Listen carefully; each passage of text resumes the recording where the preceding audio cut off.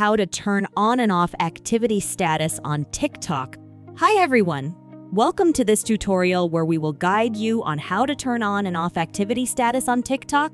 First, open the TikTok app on your mobile device, and then tap on the profile icon at the bottom right corner of the screen.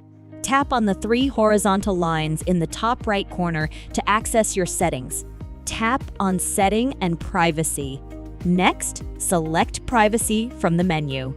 Here, you'll find the option, Who can see your activity status? This determines who can see when you were last active on TikTok. Simply toggle the switch to turn it on or off according to your preference. And there you have it! Now you know how to manage your activity status on TikTok. Thanks for watching. If you enjoyed this video, please give it a thumbs up, subscribe for more content, and hit the bell icon to get notified whenever I upload. See you in the next one.